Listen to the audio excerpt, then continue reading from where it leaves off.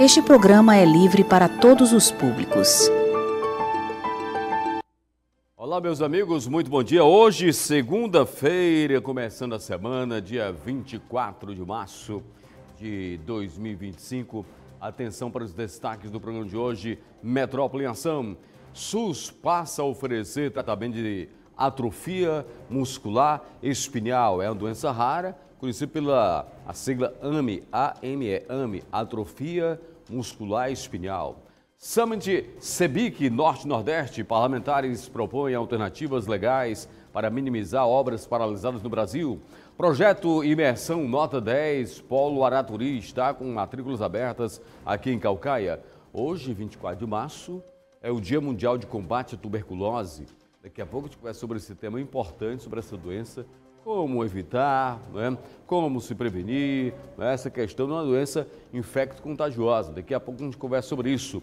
Governo do Ceará, nova base do CP Raio e vídeo monitoramento é inaugurado no município do Guaiúba. Alô, Guaiúba, recebendo aí o pessoal do Raio, né? Nova base do Raio. Daqui a pouco os detalhes. E na reportagem da TV Senado você acompanha um resumo da proposta aprovada pelo Congresso a respeito do orçamento para 2025. Proposta que já foi aprovada aí com um atraso aí muito grande, porque segundo a nossa legislação, essa proposta deveria ter sido aprovada no ano passado, até dezembro.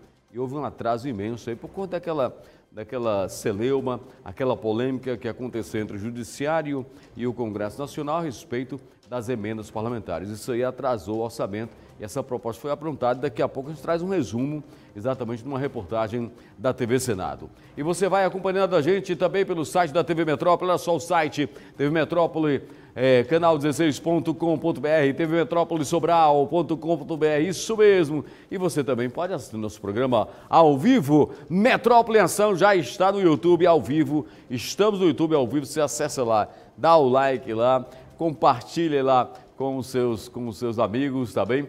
E se inscreve no canal, tá certo? Metrópole em Ação já está no ar.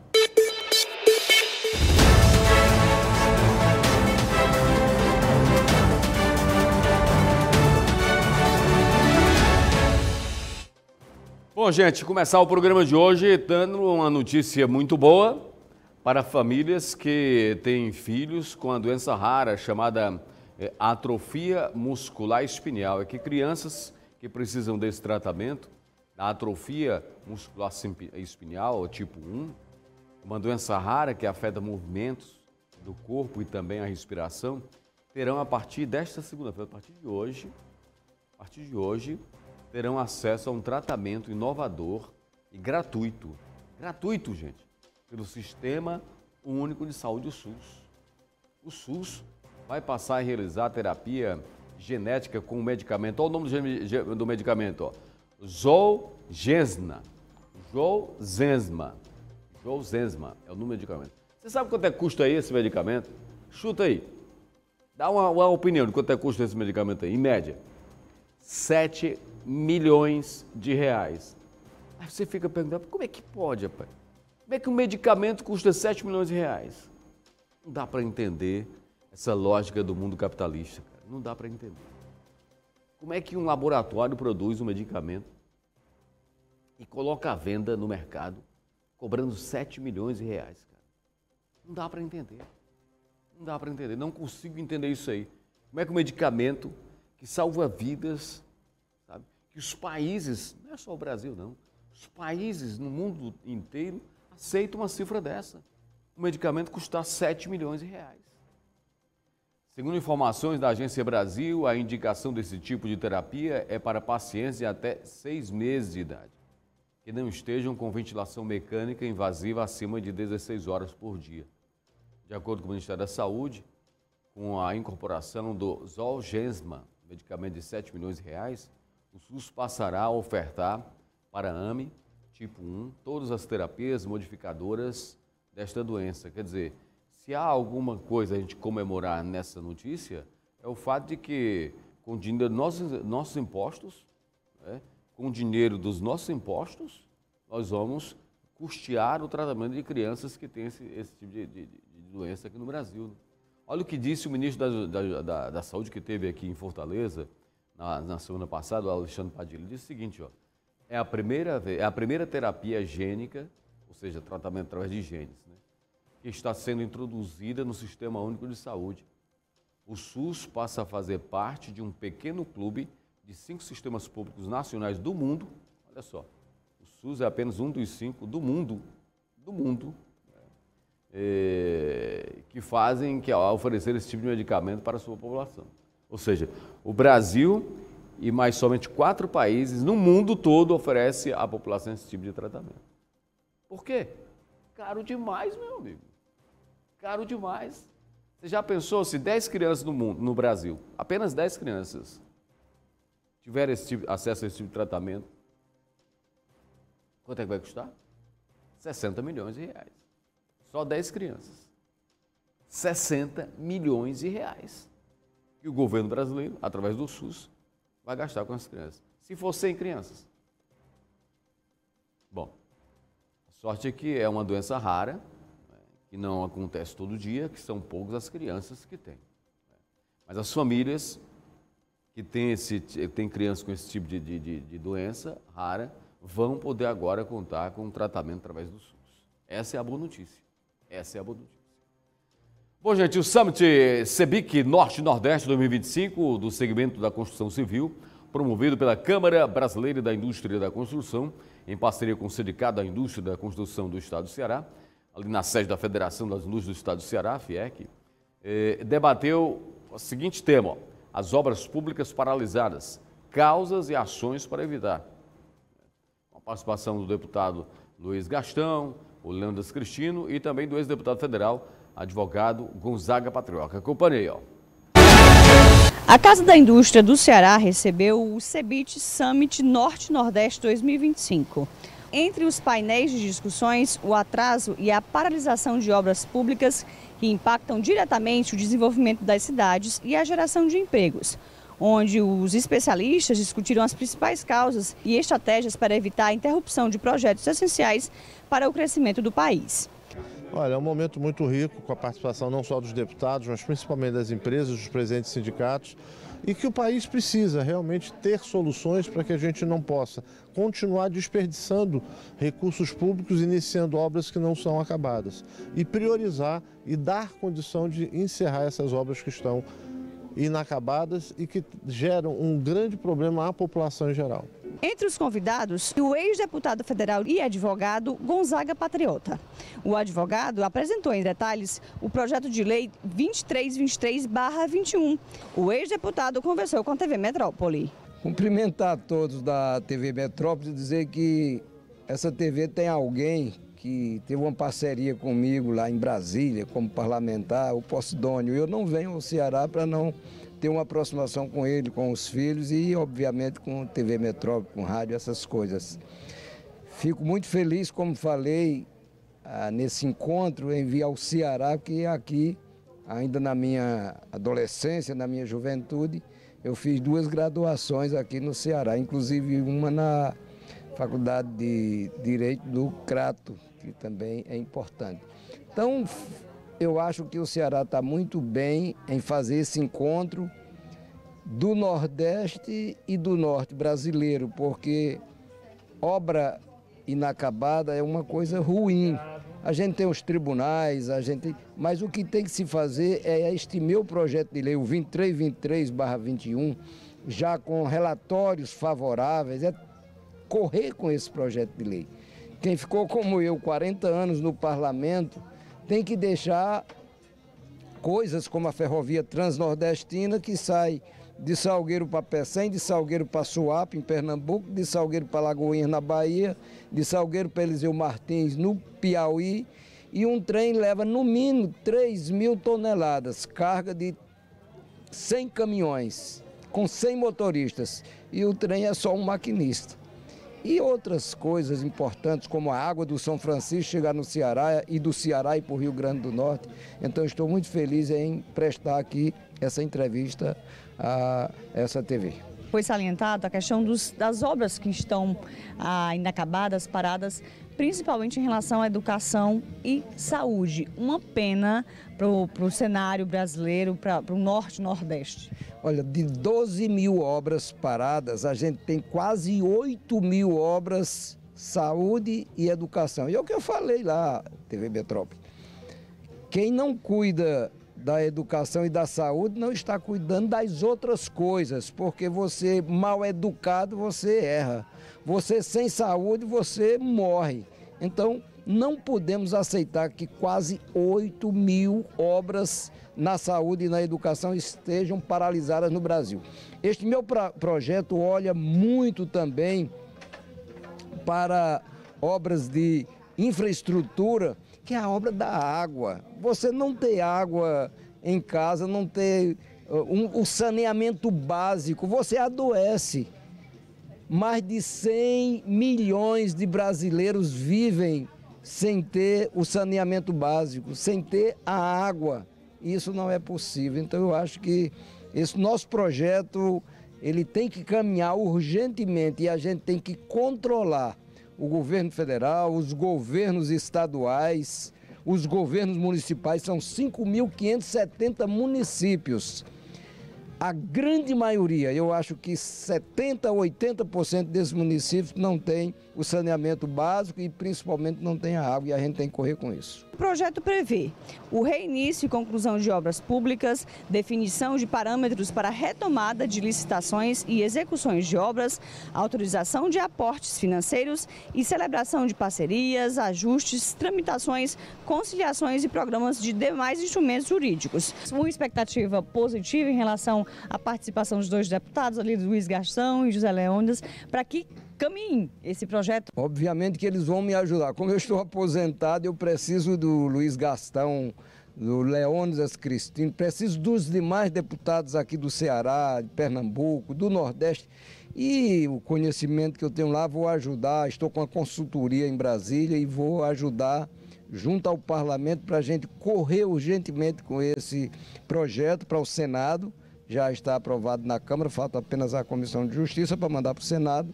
E, obviamente, ele aprovado, a gente leva ao presidente Lula e pede para ele sancionar. Olha, gente, mais um município do Ceará teve a sua situação de emergência reconhecida. Trata-se do município de Capistrano, município que fica ali na região do maciço de Baturité. A informação está confirmada aqui pelo jornal O Povo. A Secretaria Nacional de Proteção e Defesa Civil, né, já reconheceu que o município realmente precisa de ajuda nesse momento difícil. Decretada a situação de emergência por conta das chuvas. As chuvas destruíram estradas, destruiu muita coisa no município e é preciso, talvez até em parceria com o governo do estado, inclusive o prefeito já esteve com o governador Armando de Freitas, solicitando ajuda no sentido de destinar recursos para a reconstrução do município. O reconhecimento foi publicado no Diário Oficial da União, no dia 18 de março agora, e tem validade até setembro. Agora o município, quando a Secretaria Nacional de Defesa Civil, que é um órgão do governo federal, ela reconhece que há uma situação de emergência no município, esse município ele pode solicitar recursos específicos para ajuda humanitária e reconstrução de estruturas danificadas, né? A infraestrutura do município fica totalmente danificada, prejudicada quando recebe chuvas em volumes muito acima do esperado. Foi o que aconteceu naquela região e atingiu principalmente o município de Capistrano. Então são estradas que foram destruídas, né? Pontes, aquelas passagens molhadas, né? Tivemos tudo isso, situação difícil mesmo em Capistrano, e aí foi decretada e aí já foi reconhecida a situação de calamidade. Capistrano já havia pedido auxílio, inclusive, ao governo estadual. Dia 15 de março, o prefeito da cidade, Cláudio Bezerra, publicou um vídeo nas redes sociais com o governador Armando de Freitas, e o governador prometeu chegar junto, prometeu ajudar o município nessa situação difícil também. Aqui em Caucaia também, a gente está vivendo essa situação de emergência por conta também das chuvas. Caucaia também foi um município que foi castigado pelas chuvas, né? Tem um território muito grande e está precisando de ajuda nesse momento também. Agora vamos encontrar pessoas desaparecidas. Vamos lá. Esse é o Anderson Matos da Silva, de 26 anos. Anderson Matos da Silva, 26 anos, ele foi visto pela última vez no dia 21 de março, no bairro Jockey Club. Dia 21 de março, no bairro Jockey Club, em março desse ano, né? Dia 21, semana passada, né? Bairro Jockey Club. Então está muito recente o desaparecimento dele, muito recente o desaparecimento dele. Acredito que a gente possa encontrá-lo. Se você tem informações aí sobre exatamente o paradeiro do Anderson Matos da Silva, de 26 anos, ele foi visto pela última vez no dia 21, lá no Jockey Club, em Fortaleza, você liga para a 12ª Delegacia do DHPP, aí no 3101-7474, 3101-7474. Olha, gente, a cidade de Guaiúba, que é bem pertinho aqui da gente, aqui de Caucaia, conta agora com a base do raio.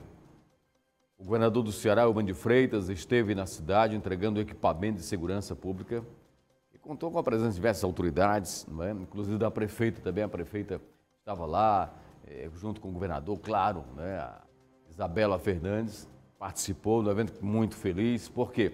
Porque o raio é esse grupamento, não é mais um grupamento, na verdade é um batalhão, que deu uma nova cara à Polícia Militar. O raio, ele começou como um grupamento, como uma companhia, que era a Companhia de Policiamento de Rondas Intensivas e Ostensivas, o raio, né? E esse grupamento, por conta da sua eficiência, né, ele se tornou um batalhão. E para se tornar um batalhão, ele tem que ter no mínimo uns 800 homens, né? Exatamente integrados lá. E hoje o BP Raio reúne policiais de elite da Polícia Militar.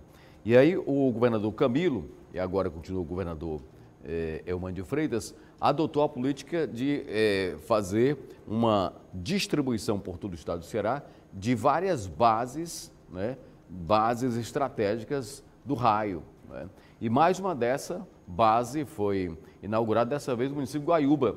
E é claro, a população fica super satisfeita, porque isso aí vai representar com certeza uma maior tranquilidade, mais segurança pública para as pessoas. Acompanhe, ó. Foi inaugurada na cidade de Guaiúba uma base do Comando de Policiamento de Rondas de Ações Intensivas e Ostensivas e uma central de vídeo monitoramento. O primeiro-tenente da Polícia Militar, que irá comandar o batalhão de policiamento do raio no município, Tenente Medeiros, destacou a equipe que irá atuar no dia a dia na cidade e o treinamento do efetivo. A minha equipe ela conta com 23 policiais que vão atuar aqui no município e nós utilizamos as motos, né, Africa Twin 1100, uma moto bastante potente, ideal para o nosso serviço. O município de Guaiúba conheço há pouco tempo, mas é um município muito bonito, as pessoas muito calorosas, muito receptivas. A gente vê a felicidade das pessoas quando as equipes do raio estão patrulhando. A minha expectativa é de trazer o melhor, contribuir para a segurança pública da população, né, que tanto necessita. Contamos com equipamento de vídeo monitoramento e essa tecnologia ela facilita bastante, porque são nossos olhos quando a gente não está no local, né? Então nós temos esse suporte. O treinamento do raio, os policiais passam por um treinamento de pilotagem, né, básico e avançado, né, uma pilotagem já que a gente emprega técnicas não convencionais para ter o domínio da motocicleta. Mesmo que durante o policiamento a gente não vá, eu acho que as pessoas veem, né, as manobras e tudo. Ali dá uma segurança. No policiamento a gente, né, utiliza uma pilotagem mais segura, uma velocidade de patrulhamento, mas o policial ele tem um domínio completo da moto. A inauguração contou com a participação do secretário de Segurança do Estado, Roberto Sá. O problema da segurança pública é um problema nacional para o qual todos nós, agentes públicos e gestores, temos que envidar todos os esforços no sentido de sermos efetivos com o recurso que temos, aumentando a tranquilidade e a paz da população. Regiões metropolitanas normalmente acabam sofrendo os efeitos de áreas com muita aglomeração de pessoas, onde tem a atuação de criminosos. E essa ação de hoje, inaugurar mais essa base do raio, ela vem justamente num bojo de um conjunto de ações que o programa Ceará contra o Crime, liderado pelo governador Eumano de Freitas, vem trazendo para fortalecer as instituições, as forças de segurança todas, mas também para atendê-lo como destino final à nossa população. O governador já está hoje, né, inaugurando a 9ª base da gestão dele, do raio. Já entregou para nós, em termos de recursos humanos, cerca de 2.000 policiais militares, 428 policiais civis, 80 peritos, tem adquirido viaturas, motocicletas, ou seja, está equipando as nossas estruturas justamente para dar essa resposta. Recentemente, o governador fez uma reestruturação, modernizando as estruturas de todas as vinculadas, o que vai ser um investimento de cerca de 20 milhões de reais por ano. Também instituiu novamente a metodologia do Sistema Integrado de Metas, que poderá ser um investimento de até 160 milhões anuais, fazendo com que todos os servidores persigam metas de diminuição da violência e de aumento da sua produtividade. Hoje, o raio é uma modalidade de policiamento muito respeitada no estado do Ceará. Então a gente sabe que, se somando ao policiamento ostensivo geral, que já está na cidade, é um complemento. Então é um somatório de esforço no sentido de nós inibirmos a ação criminosa e também, com isso, fazermos com que a população se sinta mais segura. E ajude também, que seja uma forma de somar, que a população some em questão de denúncias, que não tenha receio, que se faça o combate ao crime junto com a polícia, que seja o raio ou seja a PM. É excelente a sua observação. A população pode nos ajudar muito, fazendo denúncias, ligando para o 90 no momento de emergência, mas também, se houver algum receio de se identificar, a população pode contribuir muito através do Disque Denúncia, telefone 181. É o anonimato garantido e uma oportunidade que a população tem de dar informações importantíssimas para a ação, seja da polícia ostensiva, da polícia investigativa ou até mesmo da nossa perícia. Então fica aqui esse nosso pedido para que a população nos ajude com informações. A ação operacional sempre será nossa, mas a gente precisa muito trabalhar com informação, que é um ativo importante e é uma arma da população. A prefeita de Guaiúba, Isabela Fernandes, salientou a importância dos equipamentos inaugurados em parceria com o governo do estado. É um momento muito especial para a nossa cidade, chegada do Centro de Educação Infantil, trazendo mais qualidade de ensino e aprendizagem para as nossas crianças, e também o raio, trazendo mais tranquilidade e paz para os nossos cidadãos. É um momento realmente de celebração, de agradecimento a Deus, principalmente ao governo do estado, em parceria com o governador Eumano de Freitas. O governador do Ceará, Eumano de Freitas, falou com a imprensa sobre as inaugurações no município. Agora, muita alegria de estar aqui em Guaiúba com essa grande prefeita, que é a prefeita Isabela. Nós estamos aqui hoje entregando um centro de educação infantil, vaga com 135 crianças que já começaram a estudar no centro, em tempo integral.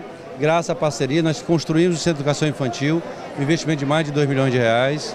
E a prefeitura está aqui assumindo o Centro de Educação Infantil, bairro Santo Antônio, bairro da periferia de Guaiúba, garantindo qualidade de educação das nossas crianças. E aqui implantando o raio no município de Guaiúba, que eu tenho certeza vai trazer mais segurança, mais tranquilidade para o povo da Guaiúba, na nossa ação de continuar fortalecendo as forças de segurança para enfrentar o crime organizado no estado do Ceará.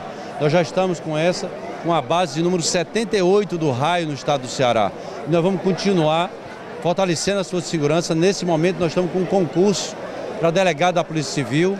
Vamos já estar com os editais da Polícia Militar, concurso para a Polícia Militar, concurso para o Corpo de Bombeiros, concurso para investigador oficial da Polícia Civil, que na nossa decisão é de continuar enfrentando duramente o crime no Ceará e faremos isso com mais presença da polícia na rua, faremos isso aproximando cada vez mais do Poder Judiciário, para que a gente possa prender os bandidos no Ceará e que a Justiça nos ajude mantendo preso aqueles que são perigosos e que não podem ficar soltos, amedrontando o nosso povo. Nós estamos trabalhando muito, começamos o reconhecimento facial na praça esportiva, que é o Castelão, e estamos fazendo já teste há algum tempo.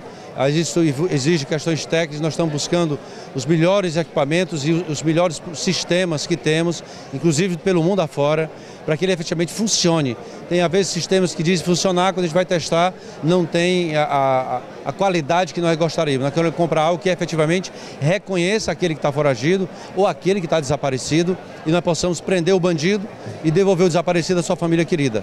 Então, nós precisamos poder ter a certeza de que o sistema efetivamente funciona. E é por isso que nós estamos tendo todas as cautelas, que é um investimento elevado, financeiramente falando, e nós temos que investir em algo que efetivamente dê o resultado que o povo precisa. Muito bem, tá aí, portanto, o município de Guaiúba, a cidade de Guaiúba agora, com vídeo monitoramento, na verdade a base de CPRAIO, ela compõe o grupamento, né, o efetivo, né, o contingencial de polícia, né, de polícia ostensiva, polícia fardada, policial militar fardado, e o vídeo monitoramento também, porque você sabe que o vídeo monitoramento, ele ajuda muito no trabalho exatamente de combate ao crime, né? De flagrar crimes e de prender bandidos, porque uma das funções da Polícia Militar é não somente prevenir que o crime aconteça, mas também prender o bandido, autor daqueles crimes que ela, Polícia Militar, não conseguiu prevenir, entendeu? Através do policiamento ostensivo. É claro que quando a gente fala que ela não conseguiu prevenir, é porque a polícia, não somente a Polícia Militar, qualquer tipo de polícia no mundo todo, não consegue ser onisciente, ou seja, está em todo canto, onisciente, onipresente, está em todo canto, a toda hora, a todo momento, não é? Não consegue. E você sabe que o bandido, ele sempre atua, age na ausência da polícia. Então, aqueles crimes que são praticados, não é? Quando a polícia está ausente daquele local determinado, né? O vídeo monitoramento vai ajudar exatamente na prisão em flagrante desses bandidos. Por isso é que esse cuidado do governo do estado, esse cuidado da Secretaria de Segurança Pública, quando instala uma base, né, do CPRAIO, leva consigo também a tecnologia, através exatamente do vídeo monitoramento. Muitos bandidos têm sido flagrados e presos com a ajuda do vídeo monitoramento. E agora o município de Guaiúba conta com a base CPRAIO e também com o vídeo monitoramento. Bom, fazer agora um rápido intervalo e volto daqui a pouquinho. Aguarde aí. Um sorriso, um abraço, um olhar. A simples e grandiosa forma de enxergar o amor nas pequenas coisas. Esse é o trabalho da Fundação José Posidônio Peixoto. São 27 anos atuando com a terceira idade. Em encontros mensais, os idosos participam de palestras, datas comemorativas e ações sociais na promoção da saúde, bem-estar e convívio social. Somos uma instituição sem fins lucrativos e o nosso maior objetivo é ajudar quem tem o privilégio de viver uma longa vida. Aqui, a melhor idade é sinônimo de melhor amigo, melhor amor, melhor vida. Você também pode fazer parte nesse trabalho. Seja um voluntário. Fundação José Posidônio Peixoto, unindo forças para um futuro melhor.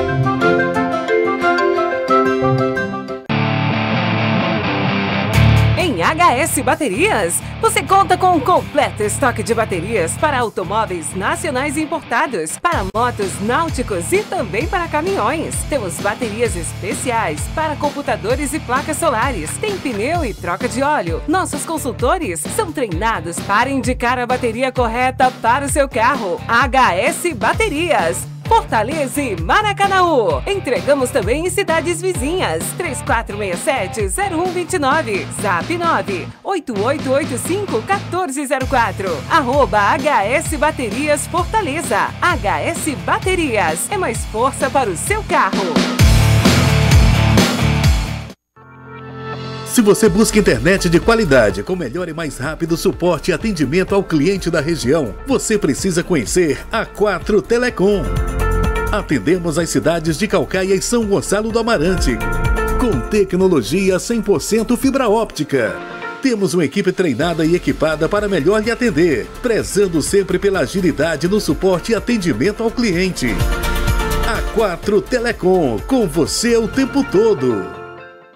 Fala galera, quero te convidar a se ligar com a gente todos os dias de segunda a sexta, às 11 da manhã, aqui na tela da TV Metrópole. Futebol Alegria, trazendo as informações do nosso futebol local, do futebol brasileiro e no mundo. Então se liga, hein? Todos os dias, de segunda a sexta, às 11 da manhã, aqui na tela da TV Metrópole, seu canal 16, a sua TV com atitude.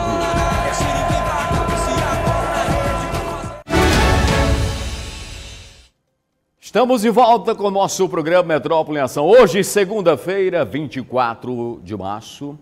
Gente, hoje é celebrado o Dia Mundial de Combate à Tuberculose, ou pelo menos é o dia para chamar a atenção para essa doença que eu pensei, quando falando de tuberculose, eu pensei que fosse uma doença que no século XXI, eu sou do século passado, né? Eu nasci no século passado. Bom, e a gente imaginava que no século XXI não ia ter mais doenças como a tuberculose, por exemplo. Mas hoje, lamentavelmente, a tuberculose ainda é um problema de saúde muito grande. Por isso há essa campanha mundial, da Organização Mundial de Saúde, né, de combate exatamente à tuberculose, para conscientizar a população sobre os cuidados. É preciso ter os cuidados ainda, porque é uma doença ainda que mata, não é? Mata. Você tem uma ideia?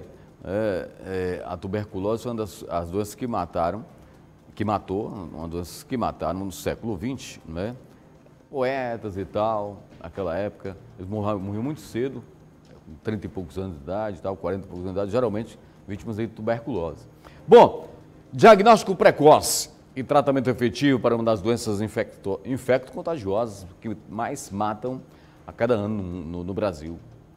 Falar sobre isso, vamos falar com um especialista, começar aqui com a médica Liliane Grangeiro, que é infectologista do hospital que é referência no Ceará, que é o Hospital São José, referência em tratamento de doenças infecciosas, infecto-contagiosas. Doutora Liliane Grangeiro, prazer tê-la aqui no programa. Bom dia para a senhora. Bom dia, o prazer é meu. E, assim, principalmente para falar de uma doença que é tão importante. Doutora Liliane, quais são os cuidados que a população deve ter exatamente para prevenir essa doença que ainda mata muito aqui no Brasil, a tuberculose? Assim, a primeira coisa que as pessoas têm que ter atenção é de ter esse diagnóstico precoce, como você falou. Então, ficar sempre atenta aos sintomas, como febre, tosse, perda de peso, porque, assim, tem estudos que mostram que um paciente com tuberculose, ele chega a contaminar cerca de 20 pacientes. Então, assim, quanto mais precoce esse diagnóstico, mais cedo vai começar o tratamento e mais rápido vai acabar essa cadeia. Doutor, na sua opinião, por que o mundo todo, principalmente vamos ficar aqui só no Brasil, por que o Brasil não conseguiu ainda combater de maneira tão eficaz a tuberculose, e ela é uma doença tão antiga, não é? Ainda mata muita gente no mundo tecnologicamente desenvolvido, cientificamente desenvolvido, com a qualidade de vida lá em cima. Você vê a qualidade de vida da população brasileira nos anos 40, não é? Quando a tuberculose matava mais ainda, era bem mais baixa, hoje é bem mais alta. A que a senhora atribui isso aí, doutora? Eu acho que é muito a questão da gente conseguir quebrar essa cadeia, porque assim, muita gente acha que foi dado o diagnóstico de tuberculose, iniciado o tratamento e está tudo bem.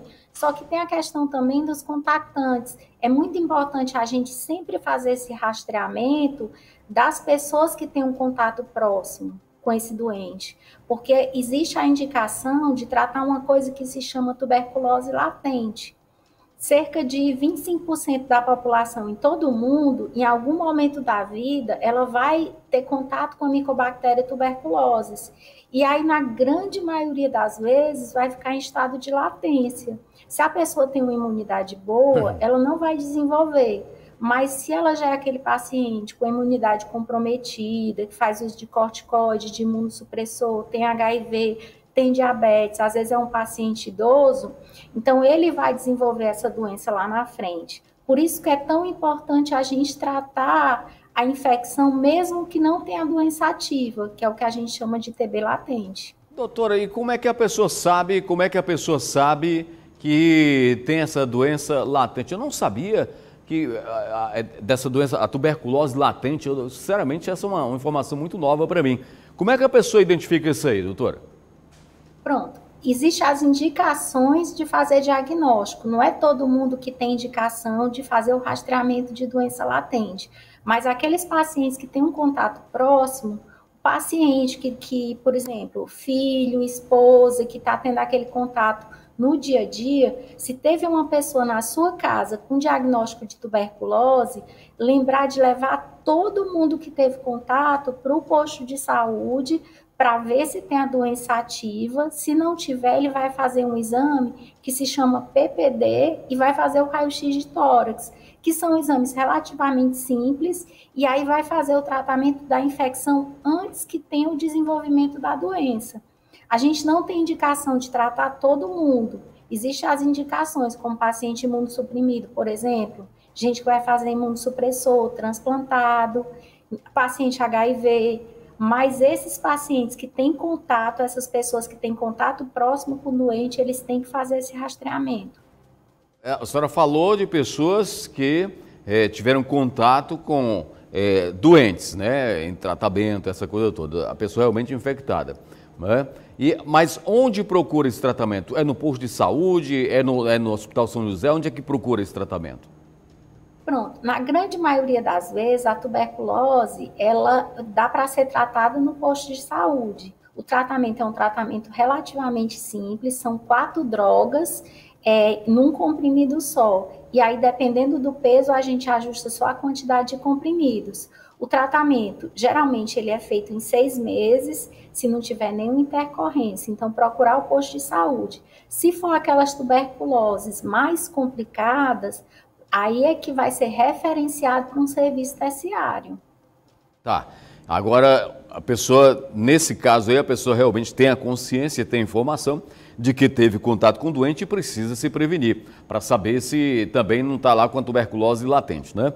Mas, por exemplo, pessoas que não têm essa informação, uma população que pega ônibus, por exemplo, que é um ambiente fechado e hoje tem muitos ônibus com ar-condicionado, como é que a pessoa vai saber? De repente tem uma pessoa lá com a doença latente, né? E aí a pessoa teve contato, sentou do lado ali e não sabe. Como é que a pessoa vai saber? Eu estou querendo dizer assim, todo mundo então deve ir para o posto de saúde fazer esse teste?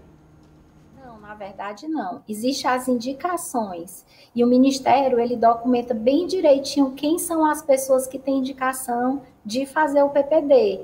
Primeiro, pacientes que têm contato com um doente, pacientes que vão fazer transplante, pacientes que são imunossuprimidos. São esse grupo que você tem que realmente testar. Então, não tem necessidade de sair testando toda a população. Porque assim, se você tem um sistema imunológico muito bom e teve contato, esse sistema imunológico ele vai conseguir frear a infecção. Mas aquelas pessoas que já estão com o sistema imunológico fragilizado ou tá tendo contato de repetição, que é o caso das pessoas que moram na mesma casa de um doente, esses você tem indicação de tratar, você tem que ter um olhar mais atento. A tuberculose latente, ela apresenta sintomas, doutora? Não, ela não apresenta sintoma. Você tem a infecção, mas o seu sistema imunológico, ele está lá freando a infecção. Então, assim, poucas pessoas vão desenvolver ao longo da vida. É cerca de 5% nos primeiros 3 anos e aí mais 5% ao longo do restante da vida. Então, a grande maioria que teve contato com a micobactéria tuberculose, ela não vai adoecer. Por isso que a gente não tem indicação de sair tratando, testando e tratando todo mundo. Tem vacina, doutora, contra a tuberculose? Tem uma vacina, não é? Tem a vacina, sim. E é importante, nessa época que as pessoas estão tão, assim, ariscas quanto à questão de vacinação, lembrar que a vacina ela é muito importante. E tem muita gente que pergunta assim, mas o meu filho foi vacinado e adoeceu. O que isso significa? A vacina, gente, ela previne os casos graves. Se você não vacina o seu filho, ele vai ter um acometimento grave e pode complicar. Então, a vacina é para evitar casos graves, ela não vai evitar a doença em si. Ótimo, excelente. Em que momento da vida a pessoa toma a vacina contra a tuberculose, doutora Liliane? Como é? Desculpa. Em que momento da vida, em qual faixa etária, em que a população toma a sua vacina ou deve tomar a vacina contra a tuberculose? Nos primeiros meses. Nos primeiros meses. Se você procurar, provavelmente você vai ter a marquinha no seu braço, que é a vacina BCG. Eu tenho essa marquinha no meu braço da BCG quando eu tomei quando criança, sim. Eu estou lendo aqui no site do Ministério da Saúde, doutora, lendo que no Brasil são notificados aproximadamente 80 mil casos novos por ano, né? E ocorrem 5,5 mil mortes em decorrência da tuberculose só aqui no Brasil. Quais são os principais sintomas da tuberculose que a pessoa deve acender o sinal de alerta e procurar imediatamente um posto de saúde, doutora? Pronto. O principal sintoma é aquela tosse persistente. Se você tem uma tosse de 2 a 3 semanas, procure o posto de saúde. Geralmente associada a isso está febre, perca de peso, mas a tosse é o que chama mais atenção. Então, tosse persistente é sinal de que você precisa fazer o teste para descartar a tuberculose. Ok. E aqui no Ceará, por exemplo, qual é a incidência, por exemplo, aí no Hospital São José? São muitos casos em que o hospital recebe mensalmente de pessoas acometidas de tuberculose, doutora? Muitos casos. Agora, lembrando que o Hospital São José é um serviço terciário. Sim. Então, a gente pega aqueles casos mais complicados, são tuberculose com resistência, tuberculose extrapulmonar. Então, assim, tem crescido muito, principalmente os casos de resistência, e tem crescido também os casos de abandono de tratamento. Então, as pessoas têm que focar, porque muita gente tem sintoma, começa a fazer o tratamento no posto e se sente bem e acha que não precisa terminar. Então, o tratamento da tuberculose pulmonar é 6 meses. Mesmo que você não tenha febre, que você tenha ganho peso, que você não tenha mais tosse, mas é importante você fazer os 6 meses do tratamento para atingir a cura. Então, deixa eu dar um recadinho aqui rápido para explicar esse termo técnico da doutora. O Hospital São José, que fica em Fortaleza, é um hospital terciário, ou seja, ele recebe demanda que vem dos postos e de outros hospitais, não é isso, doutora? Quer dizer, não atende diretamente a população, é isso? Na verdade, ele recebe aqueles casos mais complicados, que já são referenciados do posto de saúde. Então, se você tem algum desses sintomas que a doutora acabou de relatar aqui, você não deve procurar o Hospital São José, e sim um posto de saúde mais próximo da sua casa, porque é possível tratar através exatamente do posto de saúde. Agora, a doutora lembrou uma coisa muito interessante e muito importante. As pessoas começam um tratamento, alivia lá a tosse, alivia lá os sintomas e a pessoa abandona o tratamento. Qual é o risco que corre uma pessoa, doutora, que abandona o tratamento antes que receber alta do profissional de saúde? A doença vai voltar com certeza. E lembrando que é uma doença que, assim, se você tratar no início, quanto mais precoce você tratar, menor a destruição pulmonar. A gente pega paciente, às vezes, que passa 2, 3 anos com sintoma, e aí quando eles vão começar o tratamento, já tem comprometimento pulmonar extenso. E aí já tem substituição do tecido pulmonar por fibrose. Então, esse paciente, ele perde a capacidade pulmonar. Entendeu? Entendi perfeitamente. Doutora, a senhora falou em tuberculose pulmonar, ou seja, é um tipo de tuberculose. Há outros tipos de tuberculose também, né? A pulmonar é a mais comum, mas há outro tipo também de tuberculose, não é isso? Há vários tipos de tuberculose. Tem a tuberculose mamária, tem a tuberculose óssea, tem a tuberculose de sistema nervoso central, tem a tuberculose intestinal. Há vários tipos de tuberculose. Mas, assim, por que a gente foca muito na tuberculose pulmonar? Porque, além de ser a mais comum, é a tuberculose, junto com a TB laríngea, é a tuberculose que causa transmissão. Então, assim, a gente hoje, o Ministério, ele foca muito nisso, no tratamento, em quebrar esse ciclo de transmissão. Porque a gente só vai conseguir realmente erradicar a doença se a gente quebrar esse ciclo de transmissão. Quer dizer, doutora, que a tuberculose pulmonar, ela é infecto-contagiosa. As outras tuberculoses são só infecciosas, não são infecto-contagiosas, não são contagiosas, é isso? Elas não transmitem. E transmite a tuberculose pulmonar e a TB laríngea. Por que a tuberculose pulmonar, me desculpa a insistência, mas por que a tuberculose pulmonar ela é mais comum, a incidência dela é maior? Por quê? A senhora sabe, a medicina tem essa resposta? Boa pergunta, porque a transmissão da tuberculose, de todas as tuberculoses, ela é através de quê? Ela é através de aerosol. Então, vai pelo trato respiratório. Então, entra pelo trato respiratório, a micobactéria, ela se aloja no pulmão e aí ela pode ter dois caminhos. O primeiro caminho é o paciente adoecer logo, que é o que a gente chama de TB primária. Geralmente, essa TB primária, ela vai acontecer nos primeiros anos e dá TB pulmonar. A TB pós-primária, que acontece com vários anos que você teve a infecção, é que vai para outros sistemas, como o abdominal, a mama, o sistema nervoso central, entendeu? Uhum. Por isso que a TB pulmonar é a mais comum. Entendi perfeitamente. Doutora, agora sim, a senhora falou das pessoas que tiveram contato com a pessoa infectada com a tuberculose, geralmente parentes e tal, aquela coisa toda. Mas existe um grupo de pessoas que são grupos de risco para a tuberculose ou não existe esse grupo de risco? Qualquer pessoa está aí sujeita a contrair tuberculose? Não, existe um grupo de risco sim, principalmente os pacientes imunossuprimidos. Então, assim, lembrar dos pacientes que são com infecção HIV-TB, né? Então, sempre aquele paciente que tem HIV, na consulta de rotina, nós costumamos fazer essa busca ativa. Se o paciente está tendo tosse, febre, perda de peso. Pacientes que vão se submeter a transplante, paciente da reumato, que são aqueles pacientes que fazem uso de imunossupressor, paciente diabético, paciente etilista crônico, paciente usuário de droga, que tem uma imunossupressão pela própria caquexia. Então, esse grupo ele está mais vulnerável. Ok, eu conversei com a doutora Liliane Grangeiro, que é médica infectologista do Hospital São José, que é um hospital referência no tratamento de doenças infecto-contagiosas em todo o estado do Ceará.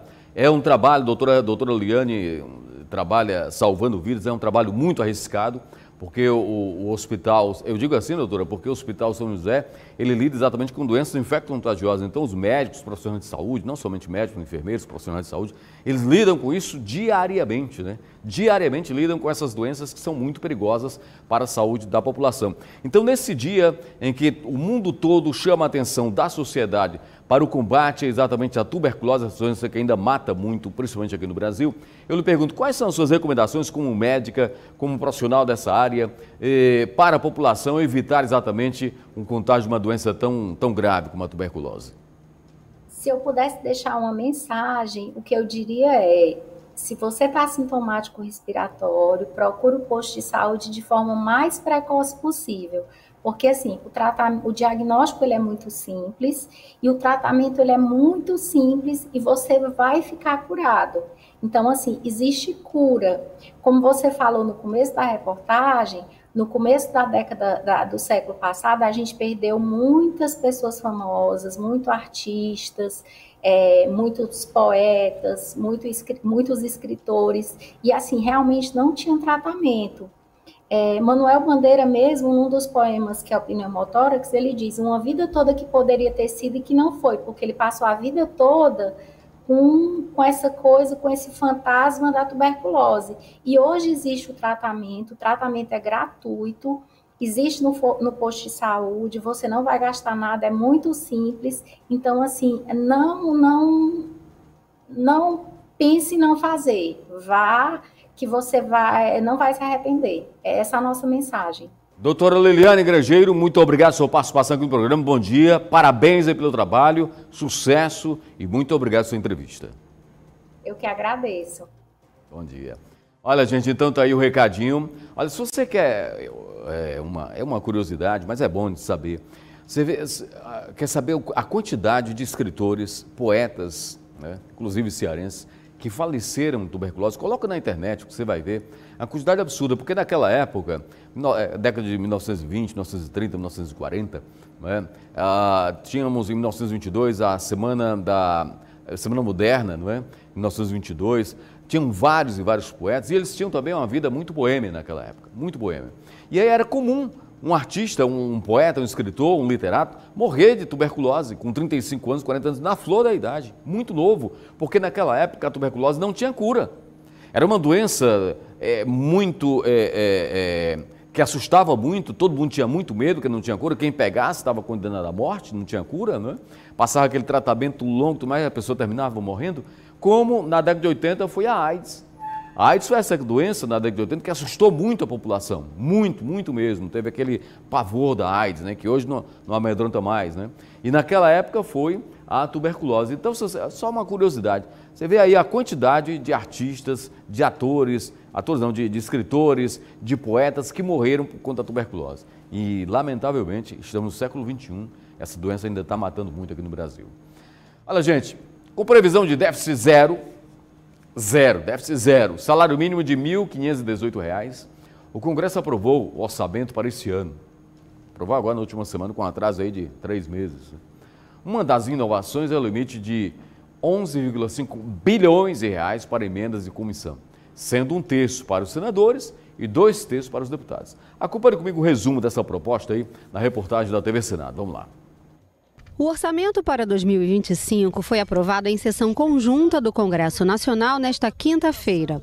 Prevê superávit de 15 bilhões de reais, valor bem maior que a previsão original do governo, de menos de 4 bilhões, e mantém a meta fiscal de déficit zero. O valor não considera as despesas de 44 bilhões com precatórios, dívidas do governo com cidadãos, reconhecidas pela Justiça. As despesas do governo ficaram em 5,7 trilhões. As emendas parlamentares terão 50 bilhões de reais no orçamento. Metade desse valor irá para emendas individuais e o restante será dividido entre emendas de bancadas estaduais e emendas de comissões. São deputados e deputadas dos rincões deste país de dimensões continentais que sabem o que vive nos municípios brasileiros, o drama nas cidades e nos estados, socorrido muitas das vezes pelas emendas parlamentares destinadas por deputados, deputadas, senadores e senadoras. E esse entendimento só foi possível com muito diálogo, numa construção institucional, aonde o orçamento que nós entregamos para o Estado brasileiro é um orçamento construído a várias mãos. Uma das novidades do orçamento de 2025 é o limite de 11,5 bilhões para as emendas de comissão, 1/3 para senadores e 2/3 para deputados. O salário mínimo fica em R$ 1.518, reajustado em janeiro. O relator da Lei Orçamentária Anual, senador Ângelo Coronel, destinou aos principais programas do governo os seguintes recursos. Para o Bolsa Família, 160 bilhões. Para o Programa de Aceleração do Crescimento, 65 bilhões. 3,6 bilhões para o Auxílio Gás e 4,2 bilhões para a Farmácia Popular. Eu fiz questão de, ao longo do mês, conversar com todos os membros e líderes da CMO para começarmos sempre a se costurar o que ocorreu hoje. A votação de uma peça orçamentária sem obstrução, que é uma coisa rara aqui no Congresso Nacional, sem obstrução na CMO, nem obstrução aqui no Congresso Nacional. Isso é muito importante porque eu fiz questão, repito, de conversar com a grande maioria dos parlamentares que compõem aqui o nosso Congresso Nacional. Muito bem, muito bem. Se você quiser saber mais sobre a proposta aí do senador Tomé, entre lá no site do Senado, você encontra mais informações exatamente sobre essa proposta, que deveria ter sido aprovada no ano passado, mas por conta de divergências entre o Congresso Nacional e o Poder Judiciário, houve todo esse atraso aí, não é? Mas você já sabe, ó, dessas emendas parlamentares, né, 1/3 ela é destinada para os senadores, 1/3 dos valores, 2/3 para os deputados, porque, claro, a Câmara dos Deputados tem um número bem maior, né, de integrantes do que os senadores. E assim foi mais um programa Metrópole em Ação. Um abraço para todo mundo, bom dia e até amanhã, se Deus quiser.